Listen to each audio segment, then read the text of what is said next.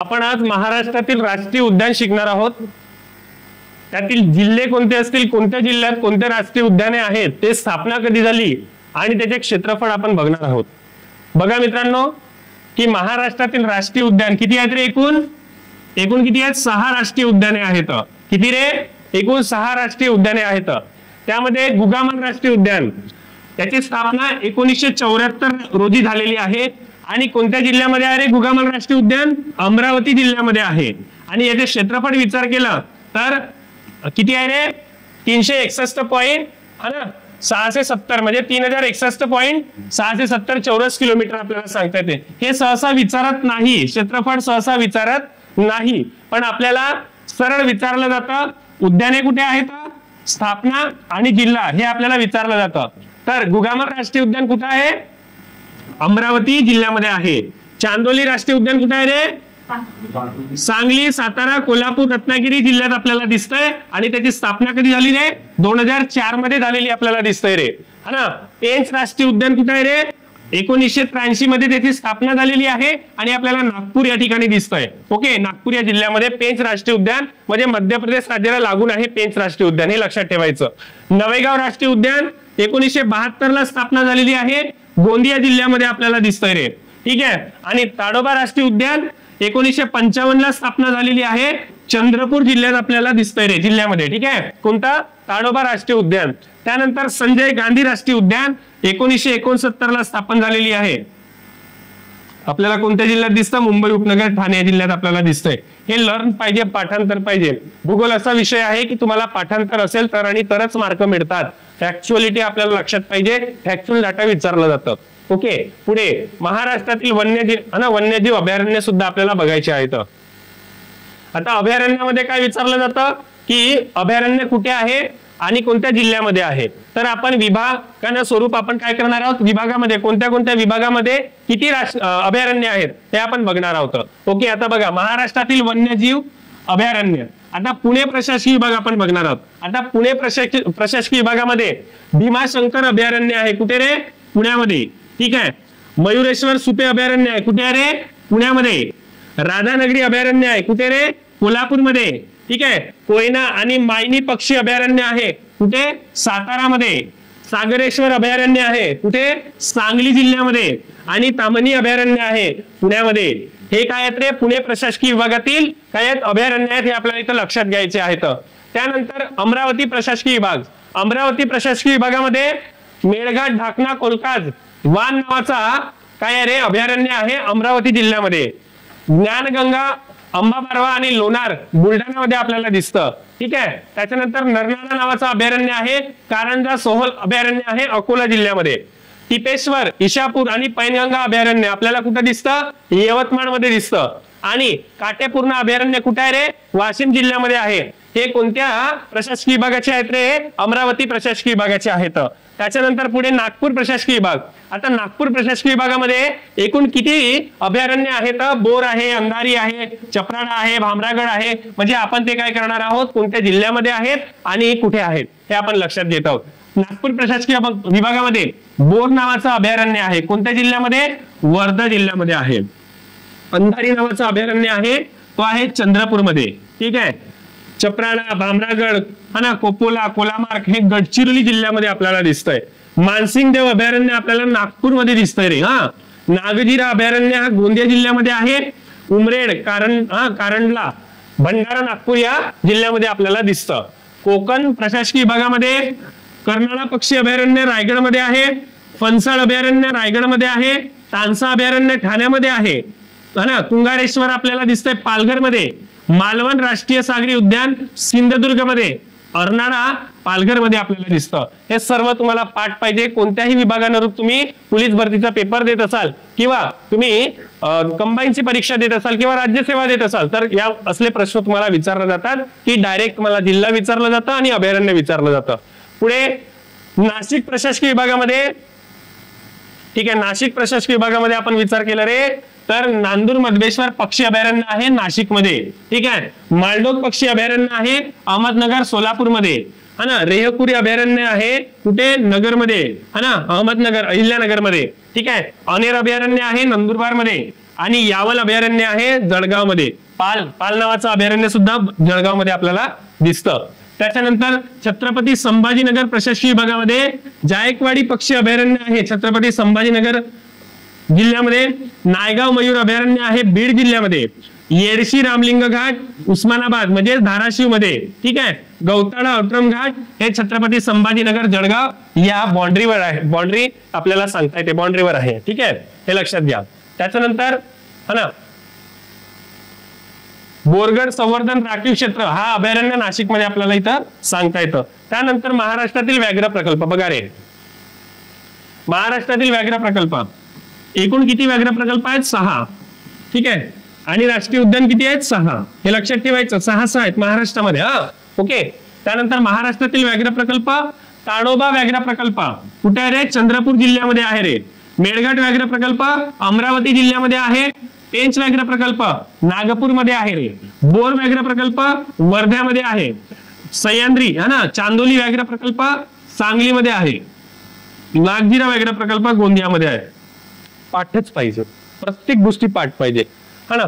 किती? 6 व्याघ्र प्रकल्प आपल्याला सांगता येतात आणि 6 व्याघ्र प्रकल्पामध्ये आणि राष्ट्रीय उद्यान सुद्धा 6 आहेत. जर तुम्हाला आयोगाने प्रश्न विचारला, पोलीस भरती असो किंवा MPSC असो, तुम्हाला जर प्रश्न विचारला तर तुम्हाला हे सर्व पाठ असणं आवश्यक आहे आणि तुम्हाला सेकंदात उत्तर काढणं आवश्यक आहे. ठीक आहे, हे तुम्ही लक्षात ठेवा. ओके. त्यानंतर पुढे महाराष्ट्रातील वनोद्याने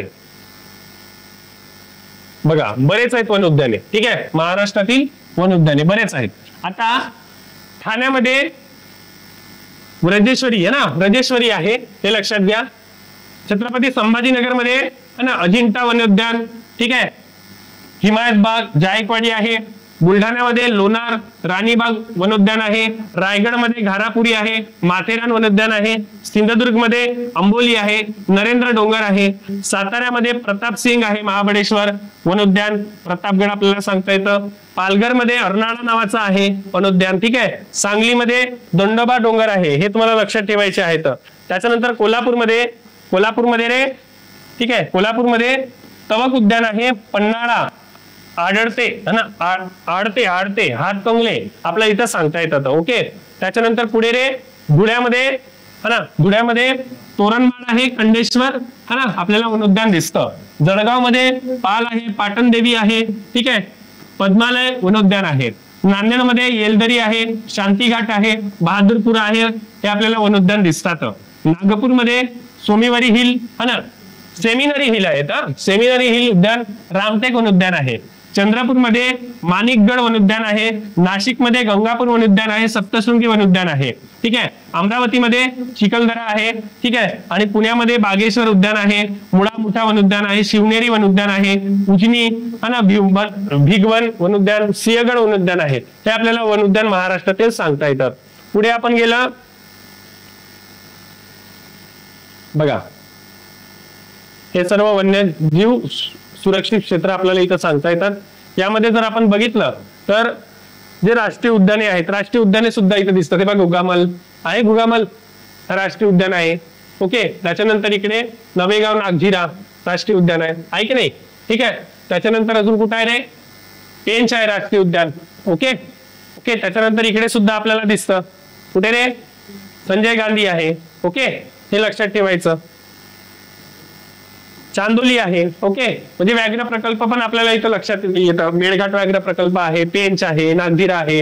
इथं ताडोबा आहे. अंधारी आहे. ठीक आहे. हे सर्व इथं तुम्ही लक्षात ठेवू शकता. मॅपच्या माध्यमातून तुम्हाला सांगताय. ठीक आहे. पुढे आपण जाऊ.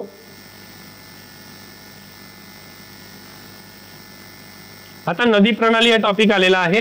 ठीक आहे. नदी प्रणाली आपण बघून घेऊयात. बघा, नदी प्रणालीमध्ये तुम्हाला आधी नद्या सांगतो, कोणत्या कोणत्या नद्या करायच्या. महाराष्ट्रातील प्रमुख नद्या हा ना, एक आहे पूर्ववाहिनी नद्या.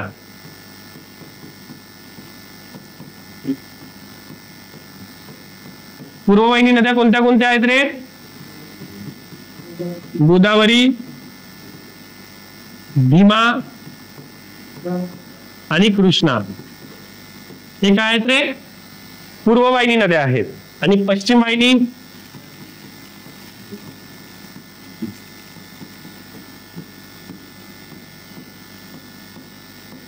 नद्या कोणत्या कोणत्या आहेत? तापी, नर्मदा आणि कोकणातील नद्या, हे लक्षात ठेवायचं. पूर्ववाहिनी नद्या आणि पश्चिम वाहिनी नद्या हे तुम्हाला लक्षात ठेवता आलं पाहिजे.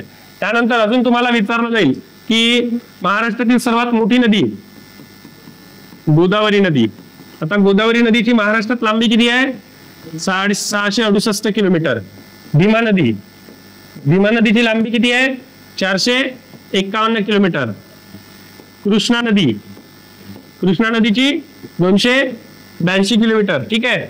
त्याच्यानंतर तापी नदी, तापी नदीची 208 किलोमीटर. त्याच्यानंतर नर्मदा नदी, नर्मदा नदीची 54 किलोमीटर. ठीक आहे. किती रे? 54 किलोमीटर. ओके. आणि त्यानंतर कोकणातील नद्या, कोकणातील नद्यांची लांबी किती आहे? 122 ते 154 किलोमीटर. हे आपल्याला लक्षात ठेवायचं आहे. ओके. हे सर्व नद्यांचा सिक्वेन्स आपण इथं क्लिअर करणार आहोत. ठीक आहे. चला पुढे बघा. सर्वात मोठी नदी आहे गोदावरी नदी. इथे आपल्याला काय करायचंय? तिचे वैशिष्ट्य बघा.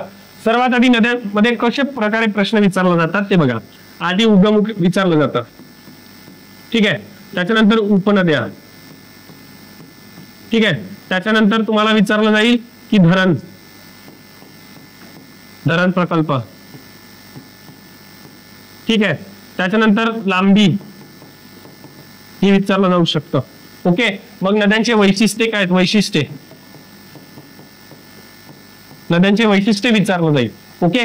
या प्रकारे तुम्हाला प्रश्न विचारले जातात. ओके. हा. पुढे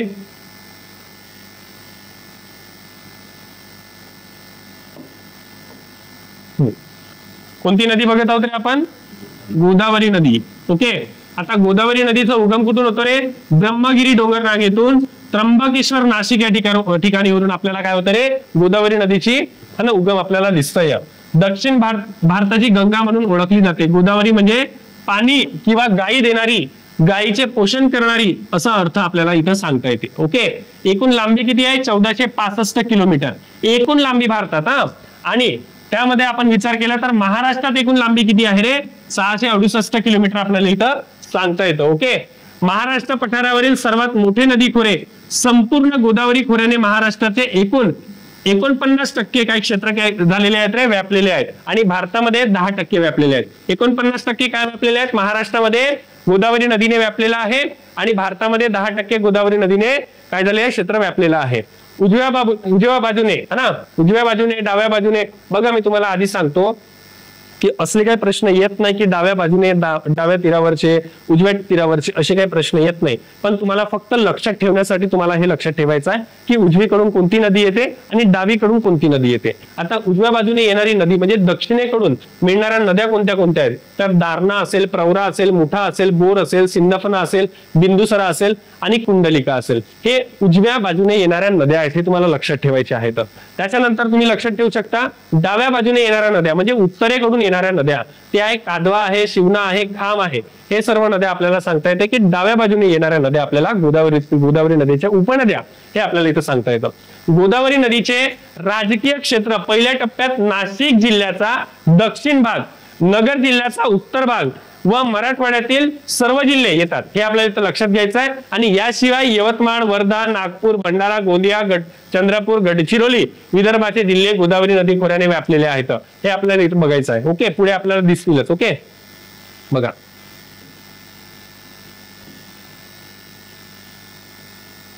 गोदावरी नदीचे एकूण उपखोरे किती? तर एकूण 8 उपखोरे आहेत. किती रे? 8. कोणते कोणते असतील? गोदावरी नदीचे मुख्य खोरे, गोदावरी पूर्णा नदीचे खोरे, ठीक आहे, मांजरा नदीचे खोरे, पैनगंगा नदीचे खोरे, वर्धा नदीचे खोरे, वैनगंगा नदीचे खोरे, प्राणहिता नदीचे खोरे आणि इंद्रावती नदीचे खोरे. इथं आपल्याला लक्षात घ्यायचे आहेत. म्हणजे एकूण उपखोरे किती आहेत रे? 8 उपखोरे आहेत. हे तुम्हाला लक्षात घ्यायचे आहेत. ओके. त्यानंतर गोदावरी नदी सातमाळा, अजिंठा व हरिश्चंद्र बालाघाट या डोंगर रांगेच्या दरम्यान आपल्याला वाहताना दिसते. काल आपण शिकलेलं होतं माहितीये का? नदी आणि डोंगर रांगा. हा. पुन्हा एकदा सांगतो तुम्हाला, ते लक्षात ठेवायचं. ओके. बघा, तुम्हाला पुन्हा एकदा रिपीट करतो ते गोष्ट म्हणजे तुम्हाला लक्षात येईल. सर्वात वरती आपण बघितलं तर नर्मदा नदी. नर्मदा नदी. ठीक आहे. त्याच्यानंतर आपण खाली आलं तर सातपुडा पर्वत. ठीक आहे. त्याच्या खाली अगदी आलं तर आपल्याला तापी नदी मिळतं. तापी नदीच्या अगदी खाली आपण आलं तर सातमाळा डोंगररांग, सातमाळा अजिंठा. ठीक आहे. त्याचा अगदी खाली आलं तर आपल्याला गोदावरी नदी दिसतं. गोदावरी नदीच्या अगदी खाली हरिश्चंद्र, बालाघाट डोंगररांग आणि बालाघाट डोंगररांगेच्या अगदी खाली आपल्याला दिसतं भीमा नदी आणि भीमा नदीच्या अगदी खाली शंभू महादेव डोंगररांग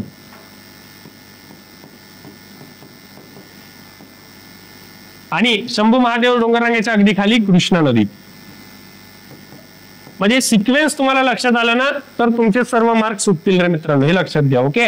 आता बघा इथं काय म्हणताय, गोदावरी नदी सातमाळा अजिंठा व हरिश्चंद्र बालाघाट या डोंगर रांगे दरम्यान आपल्याला पाहताना दिसतो. ठीक आहे. दख्खनच्या पठारावरून वाहणारी ही नदी महाराष्ट्रात तेलंगणा आंध्र प्रदेशातून वाहत जाऊन हा ना ते कुठे मिळते, त्रिभुज होऊन हा ना त्रिभुज प्रदेशातून निर्माण करून पूर्वेस बंगालच्या उपसागरामध्ये मिळत असते. कोणती गोदावरी नदी कुठे मिळते रे, बंगालच्या उपसागरामध्ये आपल्याला मिळताना दिसतंय रे, हे लक्षात घ्यायचं आहे. गोदावरी महात्म श्रीरामचंद्रांनी गौतम ऋषीला सांगितले अशी कथा आहे. ठीक आहे. हे एक ऐतिहासिक दृष्ट्या आपण लक्षात घ्यायचं, असलं काही प्रश्न येत नाही. पुढे जायचं आपण. पैनगंगा नदी. आता पैनगंगा नदी गोदावरीची काय रे, उपनदी आहे. ठीक आहे. आता पैनगंगा नदीचा उगम कुठून होतो, अजिंठा डोंगर रांगेतून होतो, बुलढाणा जिल्ह्यातून, हे लक्षात घ्यायचं. लांबी किती आहे, 495 किलोमीटर. 495 किलोमीटर. विदर्भातील सर्वात लांब नदी आपल्याला इथं सांगता येते आणि पूर्ववाहिनी नदी तिला ओळखलं जातं. पश्चिमेकडून पूर्वेकडे ते वाहत असते रे, हे तुम्हाला लक्षात घ्यायचं आहे. पैनगंगा विदर्भाच्या दक्षिण भागातून वाहणारी नदी आहे. हे बुलढाणा, अकोला, परभणी, नांदेड, यवतमाळ हा ना जिल्ह्यातून वाहत जाऊन ते कुठे मिळते, वर्धा नदीला मिळत असते, हे तुम्हाला लक्षात घ्यायचं आहे. उजव्या बाजूने वाहणारी नदी एकमेव अशी नदी आहे जे उजव्या बाजूने वाहते, पैनगंगा नदीची उपनदी, तिला नाव आहे कयाधू उपनदी. कोणती नदी रे, कयाधू उपनदी. डाव्या बाजूने येणाऱ्या नद्या आहेत अडाण, वाघाडी, पूस, खुनी, आरणा, या उपनद्या आपल्याला इथं सांगता येतात. ओके.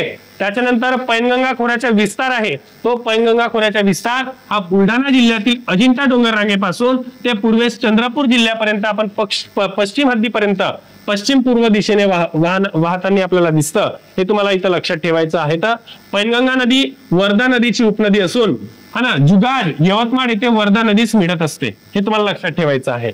पैनगंगा नदी हे बहुतांश उंच सखल भागातून वाहते. नांदेड जिल्ह्यात किनवट तालुक्यात सहस्त्रकुंड धबधबा है ना प्रसिद्ध पैनगंगा नदीच्या खोऱ्यात ज्वारी, कापसाचे उत्पादन मोठ्या प्रमाणात आपल्याला दिसतात. हे तुम्हाला हे सेंटेन्स तुम्हाला लक्षात ठेवायचे आहेत, जसेच तसे प्रश्न तुम्हाला विचारलं जातं. त्यानंतर पैनगंगा नदीच्या खोऱ्यात काही ठिकाणी कमी प्रमाणात दगडी कोळसा सापडतो, हे लक्षात ठेवायचं आहे. देऊळघाट, वणी, पुसद, पांढरकवडा, चिखली, मेहकर ही पैनगंगा नदी खोऱ्यातील महत्वाची शहरे आपल्याला इथं सांगता येतात. पैनगंगा खोऱ्यातील धरणे आपण जर विचार केला तर पैनगंगा इसापूर धरण आहे, पूस धरण आहे, खुनी सायकेडा धरण आहे आणि वाघाडी धरण आपल्याला इथं सांगता येते. हे सगळं कोणत्या नदीवर आहे रे, पैनगंगा नदीवर आपल्याला इथं सांगता येतात. आता वर्धा नदी हे सुद्धा गोदावरी नदीची उपनदी आहे. कोणती नदी रे, वर्धा नदी. आता वर्धा नदीचा उगम बैतूल मध्य प्रदेशातून होतोय, सातपुडा पर्वत रांगेतून. ठीक आहे, मध्य प्रदेश मधून. महाराष्ट्रातील तिची लांबी आहे 455 किलोमीटर. ठीक आहे. महाराष्ट्रात सर्वात लांब दक्षिण वाहिनी नदी म्हणून तिला ओळखलं जातं. वर्धा खोऱ्याचा विस्तार जर विचार केला तर यवतमाळ, वर्धा, अमरावती, चंद्रपूर जिल्ह्यात ते वाहत असते. ठीक आहे, तिचा प्रवाह होत असतो. ठीक आहे. उजव्या बाजूने रामगंगा, निरगुडा, विदर्भ, देवळा ह्या सर्व उपनद्या आहेत. डाव्या बाजूने यशोदा, बोर, वेना, कार, नंद, इरई आणि वाकडी या उपनद्या इथं आपल्याला सांगता येतात. वर्धा व वैनगंगाचा संगम हा चंद्रपूर जिल्ह्यात घुगुस जवळ होत असतो. प्राणहिता नावाने त्याला ओळखलं जातं. ठीक आहे. कशाचा रे, वर्धा आणि वैनगंगा नदीचा संगम. ठीक आहे, घुगुस जवळ होत असतो, प्राणहिता त्यांना नावाने ओळखलं जातं, त्याची नवीन नदी बनते प्राणहिता. खोऱ्यातील धरणे आपण विचार केला तर बोर नदीवर बोर धरण आहे, पोत्रा नदीवर पोत्रा धरण आहे, डोंगरगाव धरण आणि पंचधरा धरण आपल्याला सांगता येतं. खोऱ्यात सापडणारी खनिजे, ठीक आहे, म्हणजे वर्धा नदीच्या खोऱ्यात सापडणारी जे खनिजे आहेत ते आहेत दगडी कोळसा, क्रोमाइट, चुनखडी आणि डोलोमाइट. चुनखडी आपल्याला सापडते मोठ्या प्रमाणात आणि दगडी कोळसा आपल्याला मोठ्या प्रमाणात वर्धा नदीवर सापडत असतो. हे तुम्हाला लक्षात घ्यायचे आहे. पुढे वर्धा नदीवर वर्धा नदीच्या खोऱ्यामध्ये ज्वारीचे जास्त पीक घेतले जातात, कापसाचे आणि संत्रीचे पिके उत्पादन केले जातात. हे इथं आपल्याला लक्षात ठेवायचं आहे. त्यानंतर पुढची नदी आहे वैनगंगा नदी. ठीक आहे, आता वैनगंगा नदीचा उगम कुठून होतो रे? मैकल डोंगर रांगेतून होतो, शिवनी जिल्ह्यातून. कुठून? मध्य प्रदेश राज्यातून. महाराष्ट्रातील लांबी किती आहे? 295 किलोमीटर हे लांबी आपल्याला इथं सांगता येते.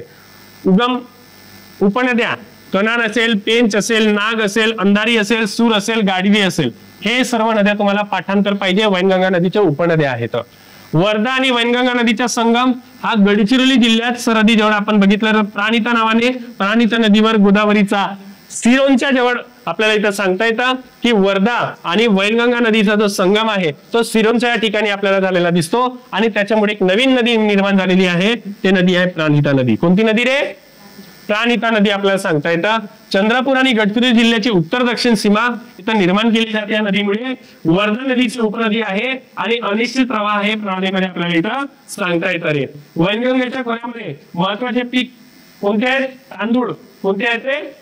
तांदूळ पीक आपल्या इथं उत्पादन केलं जातं. वैनगंगा नदी खोऱ्यामध्ये लोह, मॅग्नीज, चुनखडी, दगडी कोळसा, क्रोमाइट हे खनिजे सापडतात. कोणते कोणते?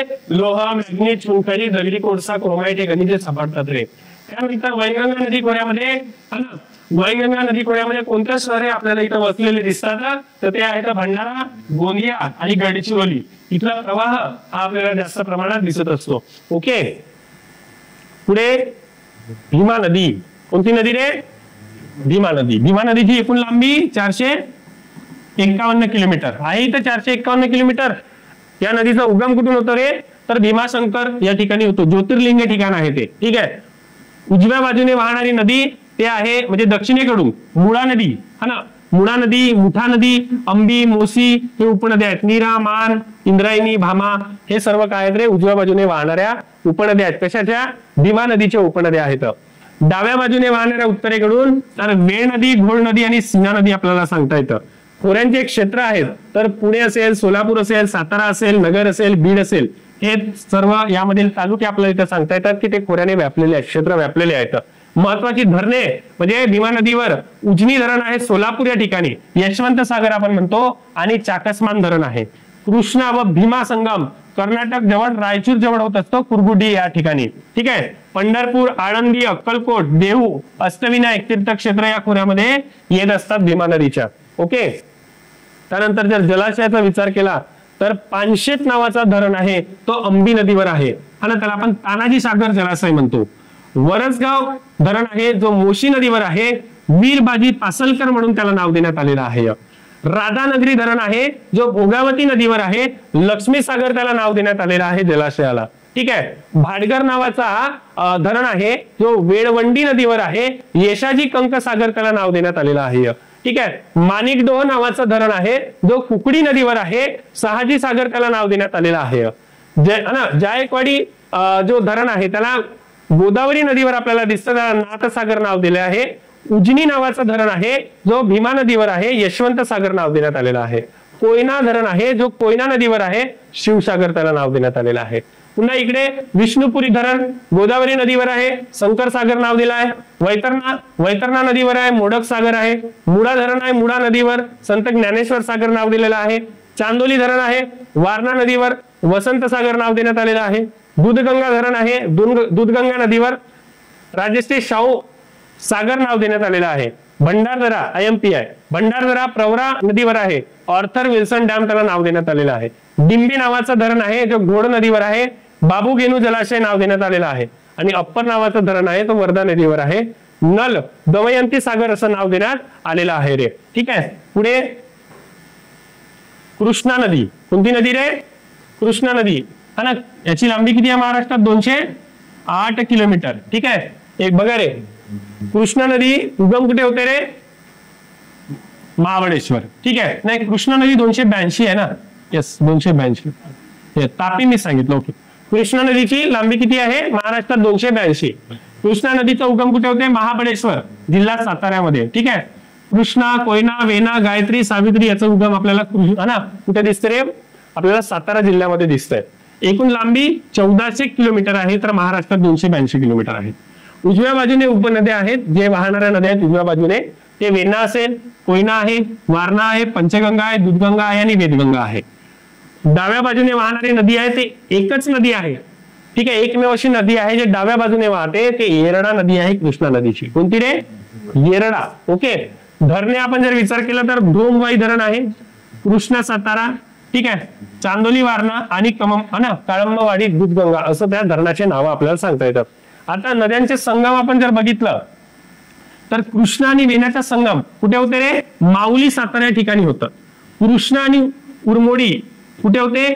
काशीड या सातारा ठिकाणी होते. कृष्णा कोयनेचा संगम कराड प्रतिसदन सातारा या ठिकाणी होतो, ठीक आहे. कृष्णा येरडाचा संगम ब्रह्मनाळ सांगली या ठिकाणी होतो. कृष्णा वारणाचा संगम हरिपूर सांगली या ठिकाणी होतो. कृष्णा पंचगंगाचा संगम नरसोबाची वाडी कोल्हापूर या ठिकाणी होतो. हे आपल्याला इथं बघायचे आहेत.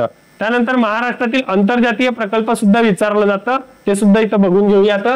आंतरजातीय प्रकल्प महाराष्ट्रातील तर कालीसरार प्रकल्प आहे, जो महाराष्ट्र राज्य मध्य प्रदेश मध्ये आहे, ठीक आहे. पेंच प्रकल्प आहे, जो महाराष्ट्र मध्य प्रदेश मध्ये आहे. आणि बावनथडी प्रकल्प महाराष्ट्र मध्य प्रदेश मध्ये आहे. लोअर पैनगंगा आहे महाराष्ट्र तेलंगणा. लेंडी प्रकल्प आहे महाराष्ट्र तेलंगणा. दूधगंगा प्रकल्प आहे महाराष्ट्र कर्नाटक. सरदार सरोवर आहे नर्मदा सरोवर महाराष्ट्र मध्य प्रदेश गुजरात आणि राजस्थान. आणि तिलारी नावाचा प्रकल्प आहे महाराष्ट्र गोवा या ठिकाणी आपल्याला इथं दिसतंय रे. त्यानंतर नर्मदा नदी. आता नर्मदा नदीची लांबी किती आहे महाराष्ट्रात रे? 54 किलोमीटर, ओके. तर याचं उगम कुठं होते? मैकल टेकड्या अमरकंटक प्रदेश, अमरकंटक या ठिकाणी मध्य प्रदेश या ठिकाणी वरून होत असते रे, ठीक आहे. एकूण लांबी आहे 1312 किलोमीटर. उपनद्या डाव्या बाजूने वाहणारी दक्षिणेकडून येणारी नदी आहे, त्या शेर आणि दुधी शक्कर, तवा, कुंडी आणि गंजल बंजार, ठीक आहे. आणि उजव्या बाजूने उत्तरेकडून येणारी नदी आहे हिरण, बारी, बर्णा, कोलार, ओसरांग, मन, हटणी, कसे वेगवेगळे नाव आहेत, ओके. लक्षात ठेवायचं. भारतातील सर्वात मोठा बहुउद्देशीय प्रकल्प सरदार सरोवर याच नदीवर आहे. कोणत्या नदीवर? नर्मदा नदीवर आहे, ज्यामध्ये महाराष्ट्र, गुजरात, राजस्थान आणि मध्य प्रदेश यांचा समावेश होत असतो. हे तुम्हाला लक्षात ठेवायचं आहे. भारतातील सर्वात मोठी पश्चिम वाहिनी नदी जी खसदरीतून वाहत असते ती आहे नर्मदा नदी. खसदरीतून 2च नद्या वाहतात महाराष्ट्रात, एक नर्मदा आणि एक तापी नदी, ओके.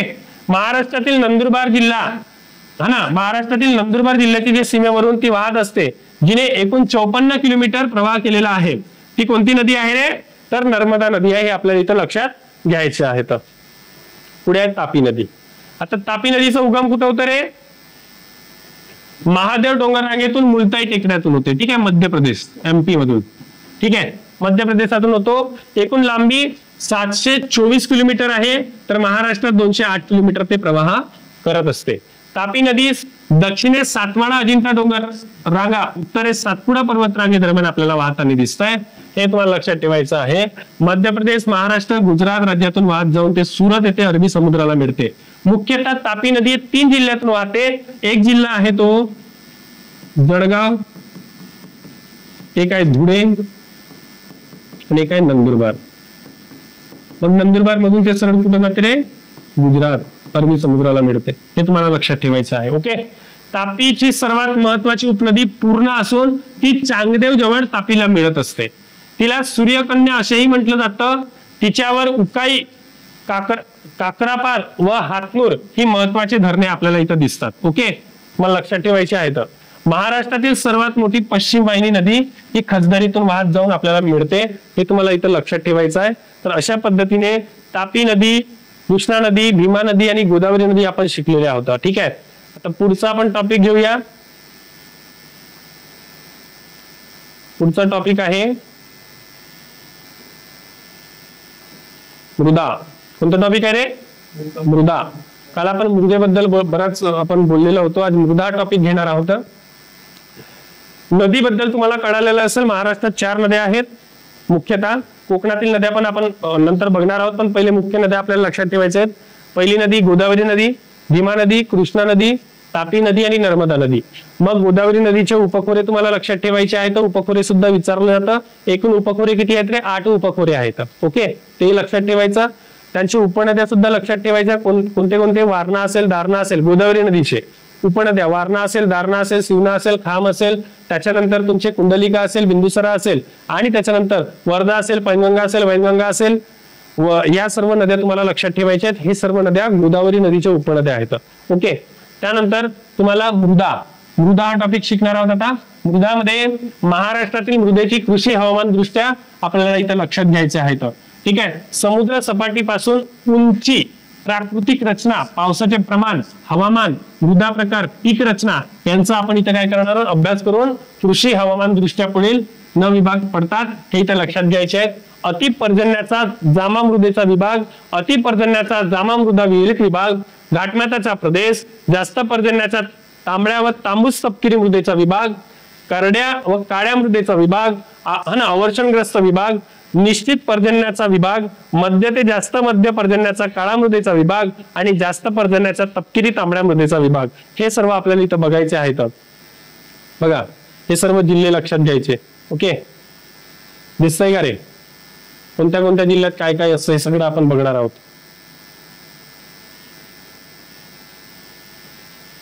बघा इथं काय म्हणताय? अतिपर्जन्याचा जामा मृदेचा विभाग. ओके, पावसाचे प्रमाण हे 200 ते 300 सेंटीमीटर असतात. ठीक आहे, जामा मृदा जिथं आढळते तिथं 200 ते 300 सेंटीमीटर आपल्याला पावसाचे प्रमाण दिसतात. सिंधुदुर्ग असेल, रत्नागिरी असेल, रायगड असेल, कोल्हापूर जिल्ह्यामध्ये काही भागाचा समावेश आपल्याला दिसतं जिथं जामा मृदा आपल्याला आढळतोय. ज्वारी, ठीक आहे, म्हणजे या पर्जन्यामध्ये ज्वारी, तांदूळ, हरभरा, नाचणी, तूर, ऊस, भुईमूग ही पिके, आंबा, काजू, है ना, फळझाडे आपल्याला घेता येतात. कोणत्या? जाम्या मृदेमध्ये. ठीक आहे, अति पर्जन्याचा जामा मृदेचा विहिरीत विभाग, यामध्ये पर्जन्य किती असतं? 200 ते 300 सेंटीमीटर पर्यंत पर्जन्य असतो. किती असतो रे? 200 ते 300 सेंटीमीटर आपल्याला इथं पर्जन्य सांगता येतात. ओके, त्यानंतर मृदा तांबूस तपकिरी रंगाची असते. तांदूळ हे महत्वाचे पीक यामध्ये घेतले जातात.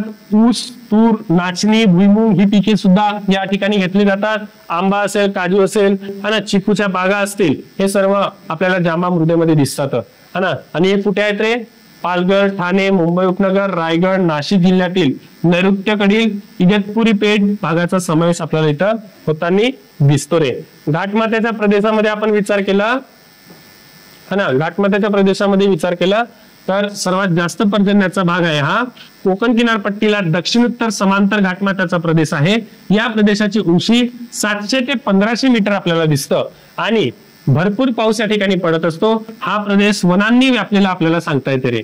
रायगड असेल, पालघर असेल, ठाणे असेल, सिंधुदुर्ग असेल, त्याचबरोबर पुणे, सातारा, कोल्हापूर, नाशिक जिल्ह्यातील पश्चिम भागांचा समावेश आपल्याला या घाटमाथ्याच्या प्रदेशावर दिसतो रे. हे तुम्हाला इथं लक्षात ठेवायचे आहेत. ठीक आहे, सगळं फॅक्ट्स आहेत. भूगोल म्हणजे फॅक्च्युअल, ठीक आहे, कन्सेप्ट नाही. इथं जर तुम्हाला पोलीस भरती असेल, कंबाईन असेल तर तुम्हाला पाठ असणं आवश्यक आहे. ठीक आहे, त्यानंतर तांदूळ हे मुख्य पीक असून नाचणी, वरी, रागी हे हलक्या प्रतीचे पिके या ठिकाणी घेतले जातात. हे तुम्हाला लक्षात ठेवायचे आहेत. ओके, त्यानंतर जास्त पर्जन्याच्या तांबड्या व तांबूस तपकिरी मृदेचा विभाग जर बघितलं, संक्रमण विभाग आपण त्यांना म्हणतो, तर 150 ते 300 सेंटीमीटरचा इथं पाऊस पडत असतो. कोल्हापूर, है ना, कोल्हापूर, आजरा, है ना, गडिंजल, मुदरगड, कागल, शाहूवाडी, पन्हाळा या ठिकाणी आपल्याला काय दिसतं रे? 150 ते 300 सेंटीमीटर पर्यंत पाऊस दिसतं. आणि सातारा, जावडी, पाटण या ठिकाणी सुद्धा पाऊस पडतं. पुणे, मुळशी, मावळ, वेल्हे, बोरखेड, नाशिक, सुरगाणा पेठ या ठिकाणी, या सर्व ठिकाणी हा काय रे? जास्त पर्जन्याच्या तांबड्या व तांबूस तपकिरी मृदेचा आपल्याला भाग दिसतो. तांदूळ हे मुख्य पीक असून रागी, वरी, नाचणी, तूर, ऊस, खरीप, ज्वारी हे पिके यामध्ये घेतले जातात. त्यानंतर करड्या व काळ्या मृदेचा विभाग. ओके, आता जर काळी मृदा विचार केला ना, जर असा प्रश्न आला की काळी मृदा कुठे आढळते, तर तुम्हाला लक्षात ठेवायच्या 2च गोष्टी लक्षात ठेवायच्या की पूर्व विदर्भ व कोकण वगळता सर्वीकडे आढळते आणि मुख्यतः ते तापी पूर्णा खोऱ्यात आढळते. काय म्हटलं मी, काळ्या मृदेचा जर प्रश्न आला तर काय सांगायचं की पूर्व विदर्भ आणि कोकण वगळता सर्वीकडे आपल्याला काय आढळते रे, काळी मृदा आढळते. ओके, हे लक्षात ठेवायचं. तर करड्या व काळ्या मृदेचा विभाग आपल्याला पर्जन्य छायाचा विभाग आपल्याला सांगता येतं 45 ते 150 सेंटीमीटर पर्जन्य असतो. कोल्हापूर, शिरोळ, हातकंगले, करवीर या ठिकाणी आहे. सांगली, सिराड, सातारा, कराड, पुणे, नगर, नाशिक, नंदुरबार जिल्ह्याचा समावेश आपल्याला काळ्या मृदेचा आपल्याला आढळतोय. ठीक आहे. त्यानंतर अवर्षणग्रस्त विभाग या ठिकाणी खरीप व रब्बी पिकाचा विभाग इथं सांगता येतो. इथं 150 ते 65 सेंटीमीटर पाऊस पडतो, म्हणजे पावसाचा प्रमाण कमी असतो. ठीक आहे. या विभागातील पाऊस हा अनिश्चित असून पावसाचे प्रमाण अतिशय कमी असते. यामुळे संपूर्ण प्रदेशावर दुष्काळाचे सावट असते. म्हणून या विभागात खरीप पिकांचे दुष्काळी भाग म्हणतात. म्हणजे जर विचार केला की अवर्षणग्रस्त भाग हा कोणता कोणता आहे, तर थोडाफार उस्मानाबाद मध्ये धाराशिव आहे, सोलापूर आहे, बीड आहे, औरंगाबाद आहे, नगर आहे, नाशिक आहे, पुणे आहे. हा काय आहे रे, थोडाफार अवर्षणग्रस्त भाग आपल्याला इथं सांगता येतो. त्यामध्ये उस्मानाबाद म्हणजे धाराशिव मध्ये परंडा आहे, भूम आहे, उमरगा आहे, कळंब, तुळजापूर आहे. तर सोलापूरमध्ये माडा, मोहोळ, सांगोला, करमाळा आहे. बीड मध्ये पाटोदा, आष्टी, गेवराई, माजलगाव आहे. तर औरंगाबाद मध्ये नाशिक, नगर, पुणे आहे.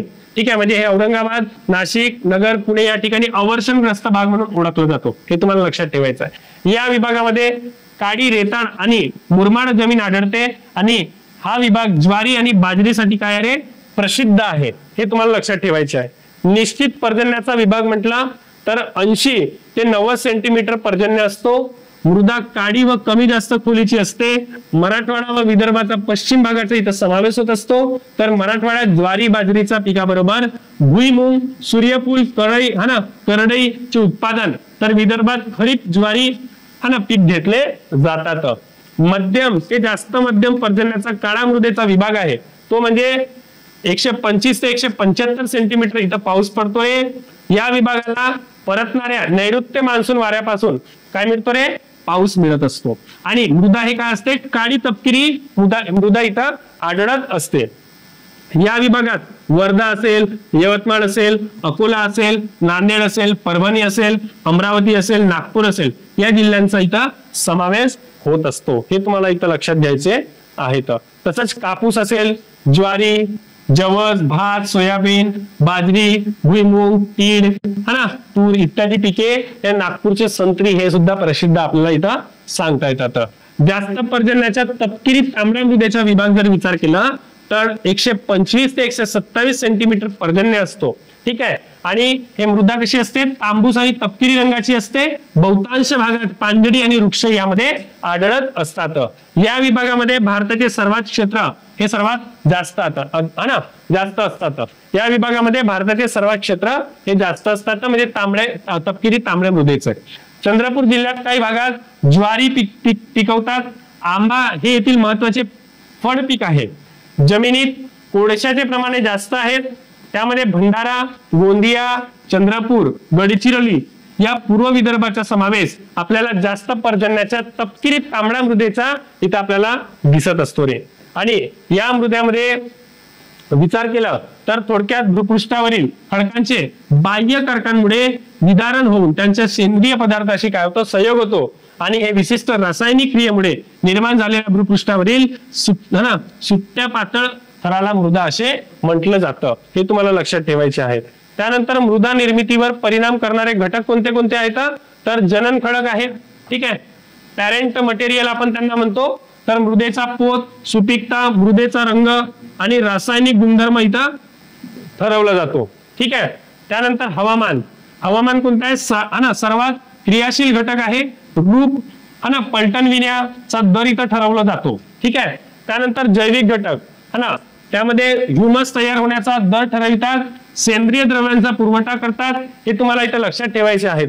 त्यानंतर प्राकृतिक रचना, वितरण आणि विकासावर परिणाम करणारे मृदेचा थर इथं ठरवलं जातं. ओके.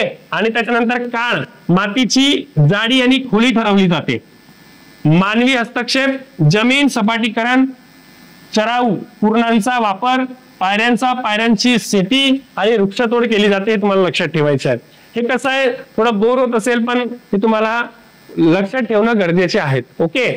त्याच्यानंतर पुढे सर्वसाधारणपणे मृदा ही 4 घटकांनी बनलेली असते. ओके. सर्वसाधारणपणे मृदा ही 4 घटकांनी बनलेली असते. खनिज पदार्थ, त्याला मिनरल मॅटर म्हणतोय, 45% आहे. ठीक आहे. त्याच्यानंतर हवा 25%, पाणी 25%, सेंद्रिय पदार्थ 5%. मृदा निर्मितीवर आधारित महाराष्ट्र मृदा वर्गीकरणाचा अभ्यास 1938 मध्ये डॉक्टर बसू आणि सिरूर यांनी केलेला आहे. हा जो टॉपिक आहे हा कंबाईनला विचारलेला प्रश्न आहे रे. हा जो आहे ना, मृदा निर्मितीवर आधारित महाराष्ट्र मृदा वर्गीकरणाचा अभ्यास 1938 मध्ये डॉक्टर बसू आणि सिरूर, हा 2023 ला प्रश्न कशावर आलेला आहे, कंबाईनला आलेला आहे, PSI STI ला. भारतीय कृषी अनुसंधान केंद्र है ना, भारतीय मृदा विज्ञान भोपाल या ठिकाणी आपल्याला दिसतं. कुठे रे, भारतीय कृषी अनुसंधान केंद्र कुठे आहे, भोपाल या ठिकाणी आहे. आता 1 बाय 1 आपण मृदा बघणार आहोत. जसं काळी मृदा, ठीक आहे, काळी मृदा आपण बघणार आहोत. काळी मृदेमध्ये बेसॉल्ट या अग्निजन्य खडकांचा अपक्षय होऊन मृदेची काय झालेली आहे, निर्मिती झालेली आहे. कुठे आढळते रे, कोकण आणि विदर्भातील पूर्वेकडचा प्रदेश वगळता सर्वत्र. मगाशी तुम्हाला सांगितलेलं आहे, कोकण आणि विदर्भ वगळता सर्वीकडे ते आढळत असते. टिटॅनिफेरा मॅग्नेटाइट मुळे या मृदेला काळा रंग प्राप्त झालेला आहे. महाराष्ट्राच्या एकूण क्षेत्रफळापैकी एकूण 45% हा ना क्षेत्रावर ही काय असते रे, मृदा आढळत असते. ओके. हे तुम्हाला लक्षात ठेवायचं आहे. ही कापूस या पिकासाठी उपयुक्त असल्याने तिला काळी कापसाची मृदा किंवा रेंगूर मृदा किंवा लावा मृदा असेही संबोधले जाते, हे तुम्हाला लक्षात ठेवायचे आहे. ओके. त्याच्यानंतर लोह, चुनखडी, पोटॅश, ॲल्युमिनियम, कॅल्शियम या मृदेत आढळते, तर चुन्याचे चिकन मातीचे अधिक प्रमाण यामध्ये आढळत असते. हे तुम्हाला काळ्या मृदेमध्ये लक्षात ठेवायचे आहेत. ओके. पुढे काळ्या मृदेमध्येच पाणी धरून ठेवण्याची क्षमता जास्त असते. ओली झाली तर ते चिकट होते, मात्र कोरडी पडली तर ते भुसभुशीत होते, हे तुम्हाला लक्षात ठेवायचं आहे. उन्हामुळे तापली की तिला भेगा पडत असतात ना. आता ऊन आहे ना, विदर्भात एवढी ऊन चालू आहे, पण विदर्भात काळी मृदा नाही. पण तुम्ही जर तिकडे नंदुरबारकडे गेले, छत्रपती संभाजीनगरकडे गेले, तर तिकडे त्या मृदेला काय पडतात, भेगा पडलेल्या दिसतात, हे तुम्हाला लक्षात ठेवायचे. ओके. त्यानंतर मुख्यत्वे नद्यांच्या खोऱ्यामध्ये पठारी प्रदेशात आढळते, तर महाराष्ट्रात कृष्णा, भीमा आणि गोदावरी तसेच तापी पूर्ण खोऱ्यामध्ये हे आढळून येते. कोणती मृदा रे, काळी मृदा. त्याला कापसाची काळी मृदा म्हणतात किंवा रेंगूर मृदा सुद्धा म्हटलं जातं. ओके. नद्यांच्या खोऱ्यात सुपीक जास्त प्रमाणात, तर पठारी भागात ते सुपीकता कमी दिसून येते. ठीक आहे, कमी कमी होत जाते. प्रमुख पिके कोणती असतात, कापूस असते, गहू असतो, ज्वारी असतो, ऊस असतो, तसेच कडधान्य आपल्याला इथं आढळत असतात. ओके. हे तुम्हाला लक्षात ठेवायचे आहेत. कळालं का रे. त्यानंतर पुढे जांभी मृदा. ठीक आहे, कोणती मृदा, जांभी मृदा. जांभी मृदा. ओके. जास्त पावसाच्या प्रदेशात अतिवृष्टीमुळे मृदेतील विद्रव्य क्षारांचा निचरा होतो आणि या क्रियेला लिचिंग असे म्हणतात. काय म्हणतात रे, लिचिंग. हाही प्रश्न आलेला आहे, लिचिंग कशाला म्हणतात, कोणत्या मृदेला म्हणतात, तर जांभी मृदेला म्हणतात. ओके. त्यामुळे जांभी मृदा तयार होते आणि याला जांभीकरण असे म्हटलं जातं. कुठे आढळते, दक्षिण कोकणातील रत्नागिरी जिल्ह्यामध्ये, सिंधुदुर्ग, रायगड, पश्चिम महाराष्ट्रातील कोल्हापूर, सह्याद्रीचा घाट है ना, जो घाटमाथ्याचा प्रदेश आहे त्या ठिकाणी, आणि गडचिरोलीच्या पूर्व भागामध्ये जांभी मृदा आपल्याला आढळत असते. या मृदेत आयरन ऑक्साईड आणि ॲल्युमिनियम भरपूर प्रमाणात आपल्याला दिसतंय रे. या मृदेतील लोह अंश गंजल्यामुळे या मृदेला तांबूस लाल रंग प्राप्त होत असतो. बॉक्साईटचे हे साठे कोकणात आढळतात, पण सहसा बॉक्साईट सर्वाधिक कुठे आढळतो रे, तर कोल्हापूरमध्ये आढळतो. कुठे आढळतो, कोल्हापूरमध्ये आपल्याला सर्वाधिक बॉक्साईटचे प्रमाण आढळत असतात. जास्त पावसामुळे सतत पाणी झिरपल्यामुळे खडकातील क्षार, सिलिका चे कण वाहून जातात, त्यामुळे लोह आणि ॲल्युमिनियमचे जांभ्या मृदेतील प्रमाण हे काय होते, वाढत असते. जास्त पावसामुळे भूपृष्ठाची झीज होते आणि भूपृष्ठावरील सेंद्रिय द्रव्य खालच्या थरात निघून जातात किंवा वाहून जातात, हे तुम्हाला लक्षात ठेवायचं आहे. त्यामुळे मृदेची उत्पादकता हे बाकी मृदेच्या तुलनेत काय होते, कमी असते. महत्वाची पिके कोणती घेतली जातात किंवा इथं कोणती पिके, आपल्याला इथं लावता येतात, तर ते आंबा आहे, काजू आहे, चिकू आहे, तांदूळ आहे आणि रबर आहे. या पिके आपल्याला जांभ्या मृदेत लावता येतात. किनाऱ्या गाळाची मृदा, किनाऱ्याची गाळाची मृदा बघा, तर महाराष्ट्रात कोकण किनारपट्टी लगत सलग प्रदेशात गाळाची मृदा आहे, तिला भाबर मृदा असे सुद्धा म्हटलं जातं. कोणती मृदा? भाबर मृदा म्हटलं जातं. ही मृदा कोकणात उत्तर दक्षिण दिशेने किनारपट्टी लगत असून त्या अतिशय चिंचोळ्या प्रदेशात आढळत असते. या मृदेत सेंद्रिय द्रव्य व ह्युमसचे प्रमाण जास्त असून तिची पाणी धरून ठेवण्याची क्षमता काय असते? जास्त असते. ठीक आहे, त्यामुळे ही मृदा सुपीक असते, हे लक्षात ठेवायचं.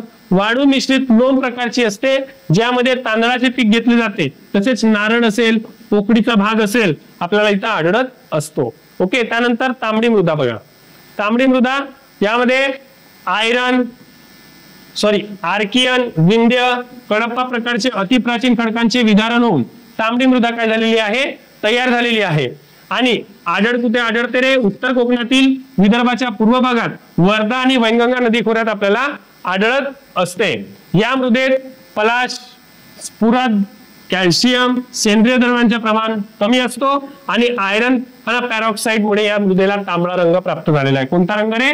तांबडा रंग प्राप्त झालेला आहे, हे इथं आपल्याला लक्षात घ्यायचं आहे. तर पुढे भरड उथळ मृदा, हे आपल्याला इथं लक्षात घ्यायचं आहे. बघा, महाराष्ट्रात पठारावरील डोंगराळ आणि सह्याद्रीच्या पूर्व भागात पावसाचे प्रमाण जास्त व उतार तीव्र असल्यामुळे भरड उथळ मृदा आपल्याला इथं आढळते. मृदेचे थर कमी जाडीचे असून काही ठिकाणी डोंगराच्या तीव्र उताराचे विभाग भरड मृदेचे थर नसून खडक उघडा पडलेला असतो. या मृदेला पर्वतीय मृदा असे म्हणतात. हे सर्व गोष्टी तुम्हाला लक्षात ठेवायच्या आहेत. आता आहे क्षारयुक्त व आम्लारी मृदा. ठीक आहे, हे कुठे आढळते रे? अजून किती भाग आहे याचा? बस बघा, क्षारयुक्त व आम्लारी मृदा बघूया. ठीक आहे, पालघर, ठाणे, रायगड, रत्नागिरी, सिंधुदुर्ग जिल्ह्यात हा ना खाड्यांच्या मुख्यालयात लगतच प्रदेशात क्षारयुक्त किंवा खार जमिनीचे आढळतात, हे लक्षात ठेवायचं आहे. अहमदनगर असेल, पुणे असेल, सातारा असेल, सांगली असेल, कोल्हापूर असेल, या ठिकाणी अति जलसिंचनामुळे मृदेच्या खालच्या थरातील क्षार हा ना आपल्याला इथं वरच्या पृष्ठावर येतात आणि त्याचा पांढरा थर काळा मृदेवर पसरतो आणि या मृदेने काय होतं रे? मीठफुटी किंवा चोपन मृदा असे म्हणतात. चोपन मृदेवर सुद्धा आयोगाने प्रश्न विचारलेला आहे कंबाईनला. मृदाची धूप कशी होते? तर भूपृष्ठावरील बाह्य शक्तीच्या कारकामुळे मृदेचे वरचे थर नाहीसे होतात आणि आतील जो खडक आहे त्या खडकावर थर उघडपणे पडतात. या मृदेला धूप असे म्हणतात. ओके, त्यानंतर महाराष्ट्राचे 3 विभाग आहेत: उत्तर धूप विभाग, मध्य धूप विभाग आणि कमी धूप विभाग, असं इथं आपल्याला इथं सांगता येतं. बघा, जास्त धूप विभाग म्हणजे सह्याद्री विभाग, सह्याद्रीच्या पूर्वेकडील डोंगररांगा, सह्याद्रीच्या पश्चिम उतार, दक्षिण महाराष्ट्रातील नद्यांची खोरे आणि दक्षिण कोकण. तर मध्य धूप विभाग तापी पूर्णा खोरे, उत्तर महाराष्ट्रातील सातपुडा डोंगररांगा.